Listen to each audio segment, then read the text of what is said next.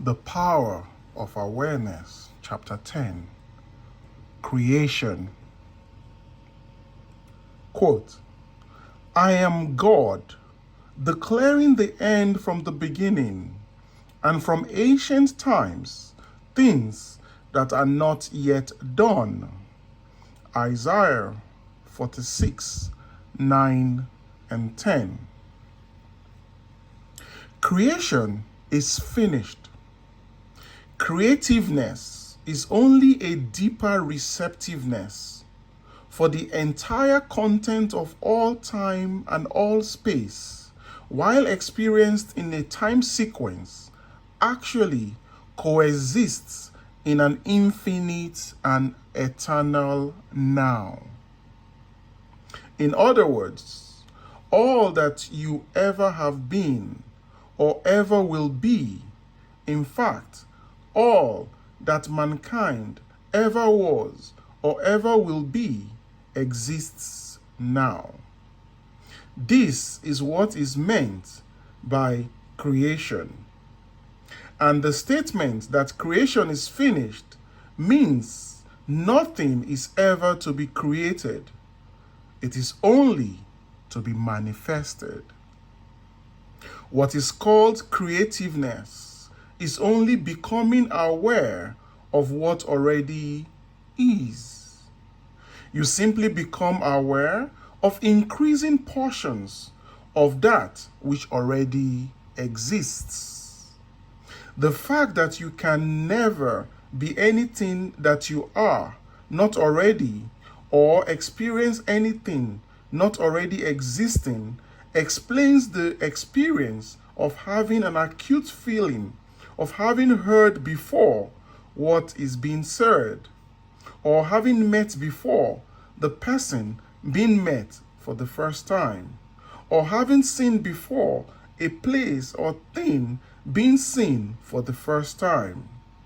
The whole of creation exists in you, and it is your destiny to become increasingly aware of its infinite wonders and to experience ever greater and grander portions of it.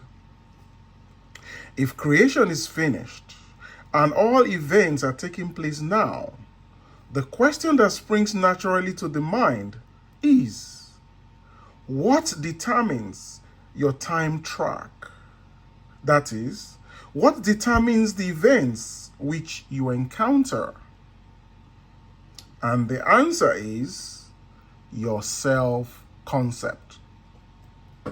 Concepts determine the route that attention follows.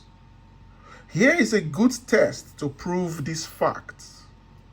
Assume the feeling of your wish fulfilled and observe the route that your attention follows.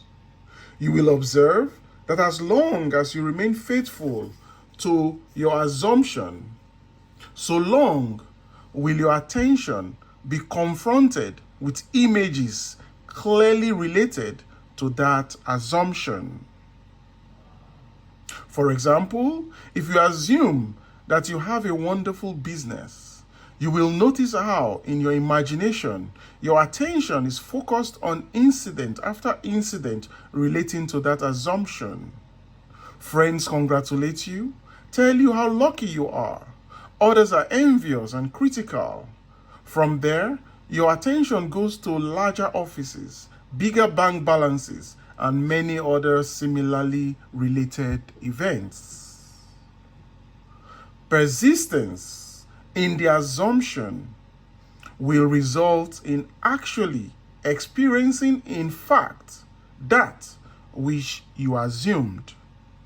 The same is true regarding any concept. If your concept of yourself is that you are a failure, you would encounter it in your imagination, a whole series of incidents in conformance to that concept. Whatever concept you hold of yourself, you will encounter. Thus, it is clearly seen how you, By your concept of yourself, determine your present, that is, the particular portion of creation which you will now experience, and your future, that is, the particular portion of creation which you will experience.